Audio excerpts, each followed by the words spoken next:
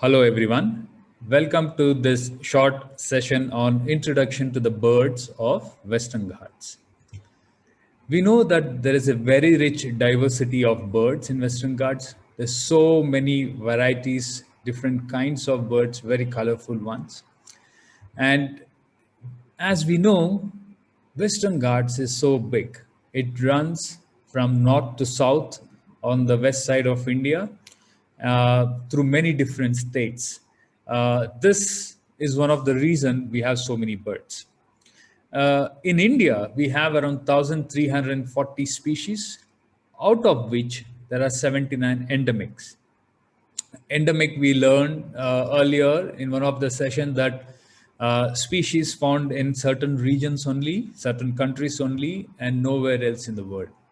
So in Western Ghats, there are more than 550 different species of birds, and around 29 are endemic.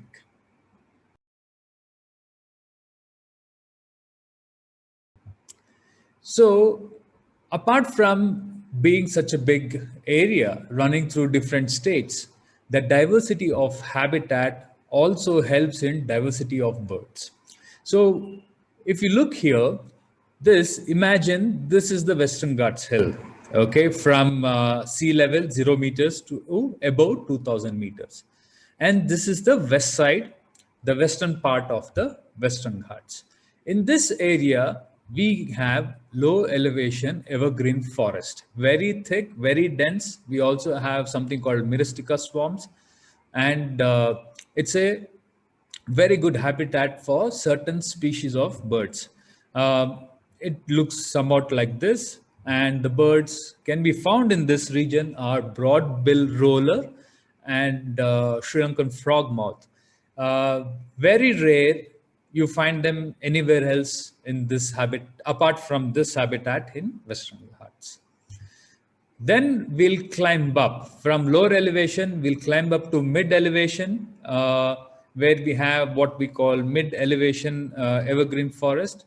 Here, again, we have certain birds like hornbills prefer to be seen here than in other areas. Low elevation, you may find them, but a good population of hornbills, great hornbills, are found in mid elevation. And also, another example is the white-bellied blue flycatcher. Even though they are found scattered in other parts of Western Ghats, but large population can be easily seen in mid-elevation forest. Then we'll climb up like more than 1,500 meters in the Western Ghats. We have high altitude Shola forest. They look somewhat like this. These are found on the mountains, the hills, and these Shola forest and grasslands, they're like a different ecosystem. And in this, you have birds which prefer to be found in these kind of grassland and in the Shola forest. For example, white-bellied blue robin are now called Sholakili and Nilgiri pipit. So they are found in these kind of habitat.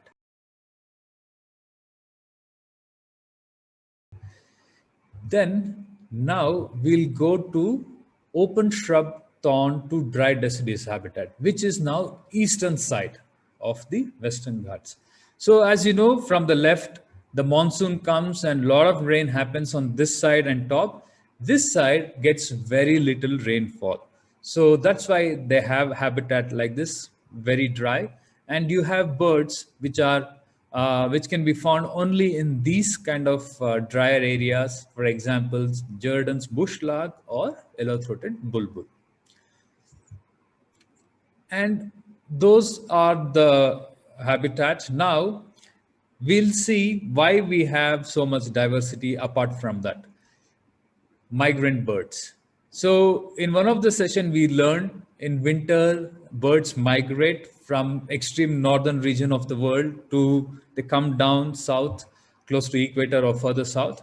So if you look at the map to the left, birds from Asia and Eastern Europe, mainly Northern Asia, they come down to India during winter. And also we have lot of birds in the Himalayas which fly down to central India and south India and winter here during those months.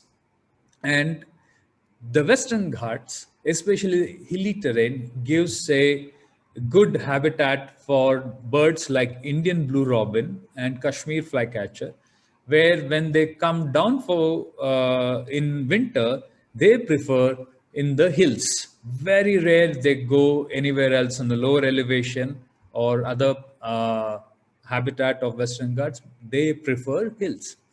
Whereas green warbler and grey wagtail are found throughout the India in winter, and also in Western Ghats they are found in different habitat. Then majority of other birds are resident birds, which they don't migrate and they are found throughout the year. However, we have few species like black bulbul or square-tailed bulbul, we call them. In winter, they go down to foothills. Otherwise, most time of the year, they are found in the mid-elevation to higher elevation in the Western Ghats. And cattle egret, they totally disappear from mid elevation of Western Ghats, or they even may leave Western Ghats and go down to the plains to breed in monsoon. So the migration or local movement can happen not just in winter but also in different seasons.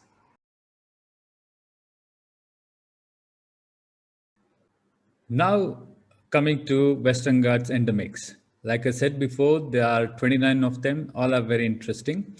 However, I would like to show and share some interesting stuff about few of those endemics. On the top of the hills, in the Shola forest, you get bird called Nilgiri sholakili. This bird is found in the north of Palghat Gap. You might have heard about Palghat Gap in other sessions. So, north of Palghat Gap, in this Shola forest, you get Nilgiri Sholakili. And if you come south of Palghat Gap, again in the Shola forest, you get white-bellied Sholakili. Interestingly, these birds are not found together. That means they don't overlap, and also interestingly that they don't cross this Palghat gap. Interesting, isn't it? And earlier, they were called as blue robins. You might hear it from other bird watchers because this was one of its old name. Next interesting one is the Chilapans.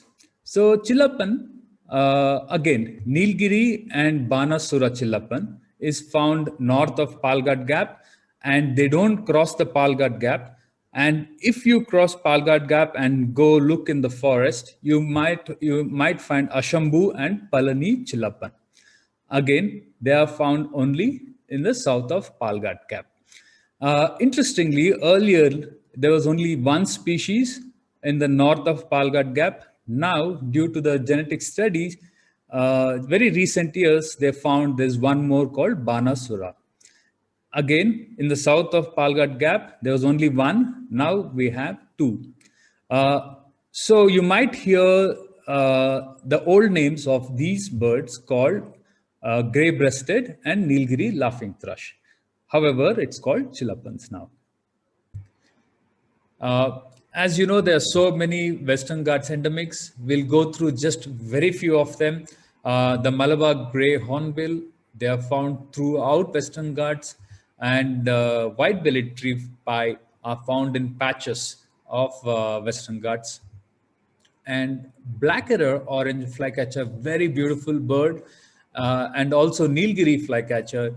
These two birds, they prefer, again, endemics preferring to be in high altitude in the hills. They don't, very rarely they come down. Nilgiri wood pigeon, again, a beautiful endemic, and Rufous babbler in many parts of Western Ghats, they're common, and they are very vocal and they live in small flocks. Then another interesting and colorful bird is the flame-throated or ruby-throated bulbul. And again, interesting endemic found in the grass hills in the high altitude is the broad-tailed grassbird. So those were some of the endemic birds. And now you know the diversity of birds is rich because Western Ghats have so much diversity of habitat. From the foothills to mid elevation to higher altitude, you get different birds. A few years back, um I was lucky enough to guide an international bird watcher called Noah Striker. He was from America, young guy, and he was on a mission to do a big birding year. That means in 1 year, from January to end of December, he will go bird watching non-stop throughout the world. He wanted to see as many species as possible. So he planned to come to Western Ghats and he contacted me because I knew where to find these birds, and with the help of local guides in Western Ghats, because they also knew where to find what bird. This mix of knowledge helped us to see more than 300 species of birds. So, knowing what birds can be found in what habitat and what time of the year with local guides is very important. So that was one of my best Western Ghats trip in terms of bird watching. So I hope you enjoyed this session and get more interested in watching birds. Thank you.